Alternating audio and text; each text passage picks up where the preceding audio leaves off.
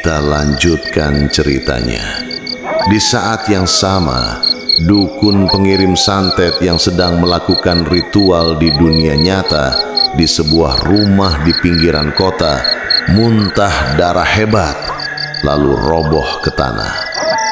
Leluhur Abah Nana menebas kepala ular raksasa itu dengan cahaya dari tangannya, dan saat itu juga kerajaan siluman mulai runtuh.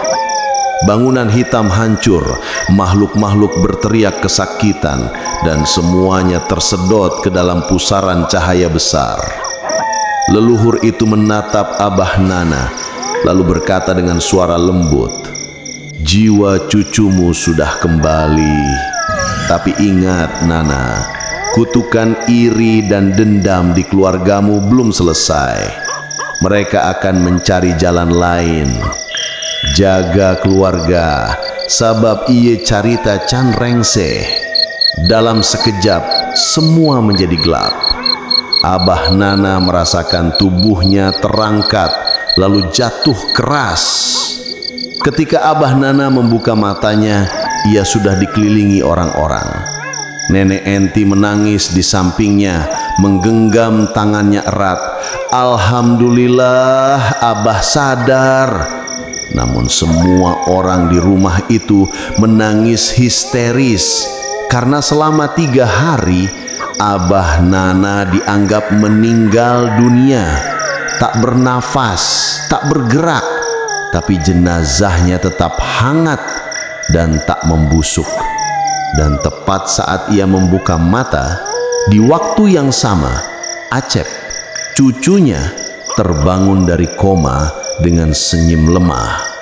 "Emak, Abah datang ke tempat gelap, tapi Abah ngusir ular gede. Abah hebat." Semua orang menangis haru, namun Abah Nana tahu pertarungan itu belum berakhir, karena di luar sana dukun yang mengirim santet itu belum benar-benar mati, hanya terluka, dan mata hitamnya kini menatap ke arah rumah Pak Atang dari kejauhan. "Kau selamat kali ini, Abah tua, tapi anakmu belum tentu." Suara itu terdengar pelan di antara desir angin malam yang membawa bau tanah basah dan dupa menyala. Malam itu suara ular mendesis pelan di belakang rumah Pak Atang. Tapi ketika disorot lampu, tidak ada siapa-siapa. Hanya jejak panjang seperti bekas tubuh ular besar yang menuju ke arah kamar Acep. Perjuangan Abah Nana menembus alam siluman demi menyelamatkan jiwa cucunya. Tapi setelah semua tampak tenang, kegelapan justru baru dimulai. Sudah 2 minggu berlalu sejak Abah Nana sadar dari kematiannya. Cucu kesayangannya, Acep, kini sehat kembali, bermain seperti biasa meski sesekali menatap kosong ke arah sudut rumah. Setiap malam, Abah Nana merasakan hawa aneh di sekitar rumah. Suara desis yang datang dari kolong dapur, bunyi gendang kecil yang kadang terdengar dari arah kebun belakang, dan aroma dupa menyengat muncul tanpa ada yang menyalahkan. Nenek Enti sempat menegur, "Bah, ieu rumah siga teu tenang, sok aya nu lalangkung." Tapi Abah Nana hanya tersenyum tipis. "Maranehna hayang ngabalas, tapi ku izin Allah teu bakal bisa asup lamun urang teu lalawora." Namun malam itu sesuatu berubah. Tepat pukul 12 tengah malam, saat angin berhembus pelan dan lampu minyak bergetar, Acep tiba-tiba menangis keras di kamarnya. Suaranya bukan tangisan biasa, tapi jeritan yang membuat darah siapapun yang mendengar menjadi dingin. Bu Ati dan Pak Atang langsung lari ke kamar dan mendapati pemandangan yang tak akan pernah mereka lupakan. Acep duduk di atas kasur, matanya melotot ke arah langit-langit. Dari mulutnya keluar suara berat seperti orang dewasa, serak, marah, dan penuh dendam. Kau pikir bisa kabur, Nana? Kau potong ular kami, sekarang gantian kami potong darahmu. Tiba-tiba tubuh Acep terangkat sedikit dari kasur, mengambang, tangannya kaku, matanya menatap kosong. Sementara di bawah kasur terdengar suara ular melata dan tanah bergeser. Bu Ati menjerit histeris.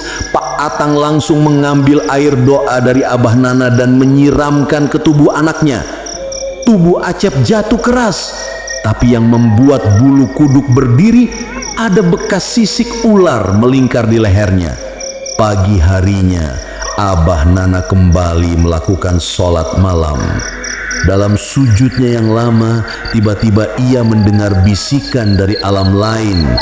Suaranya halus, tapi penuh ancaman. Kau belum selesai dengan kami, manusia tua. Kami telah memanggil Ratu Siluman Laut, penguasa yang lebih kuat dari Raja Ular.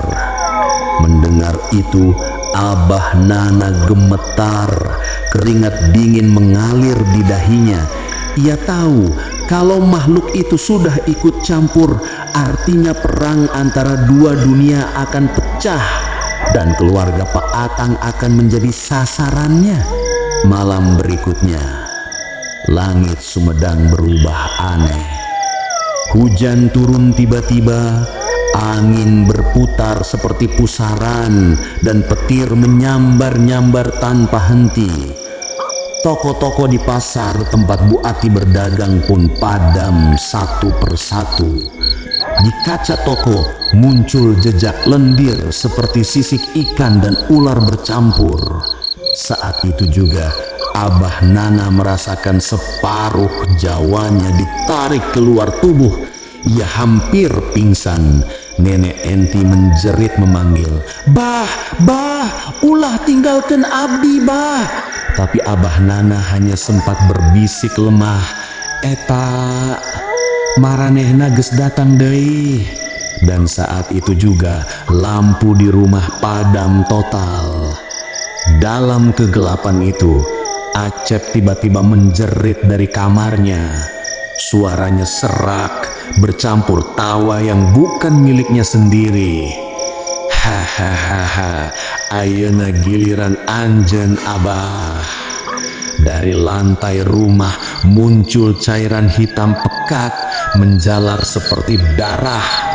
Aroma amis memenuhi ruangan. Cahaya kilat memperlihatkan bayangan tinggi besar di sudut rumah. Sosok wanita berambut panjang, kulitnya bersisik seperti ikan, matanya kuning terang. Itulah Ratu Siluman Laut. Wajahnya cantik tapi menyeramkan, suaranya lembut tapi mengguncangkan jiwa. "Kau telah membunuh salah satu raja kami, Abah Nana. Sekarang bayarannya adalah jiwamu." Abah Nana berusaha berzikir, tapi suaranya tertahan seperti ada sesuatu yang mencekik dari dalam. Tiba-tiba dari dinding rumah muncul ular-ular kecil yang melata, melingkari tubuh Acep, lalu menyatu menjadi bentuk manusia. Dan disitulah dukun itu muncul kembali. Wajahnya pucat, matanya hitam legam, dan mulutnya menyeringai. "Aku masih hidup, Abah. Dan sekarang giliran kau yang merasakan rasa kehilangan." Namun tepat sebelum makhluk itu menyentuh tubuh Abah Nana, keris pusaka yang dulu ia gunakan tiba-tiba bersinar terang dari dalam kamar suci tempat ia menyimpannya. Cahaya itu menembus dinding, membakar siluman-siluman yang mendekat. Ratu Laut menjerit, tubuhnya perlahan memudar. Tidak mungkin. Cahaya itu, cahaya dari alam leluhur. Abah Nana berengah-engah mengangkat tangannya yang lemah dan berkata pelan, "Saku maha gede kakuatan setan, lamun Allah teu ngizinan moal aya naon-naon." Dengan sisa tenaga, ia mengangkat keris pusaka itu dan menusukkannya ke tanah di bawah rumah. Seketika terdengar ledakan keras, cahaya putih menyilaukan, disertai suara teriakan panjang dari makhluk gaib yang terbakar. Rumah itu bergetar hebat, lalu hening.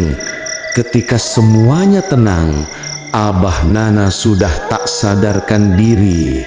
Tubuhnya lemas di pelukan Nenek Enti. Tapi kali ini Abah benar-benar pergi. Di wajahnya tersungging senyum tenang. Dan anehnya, bekas sisik di leher Acep menghilang sepenuhnya. Seminggu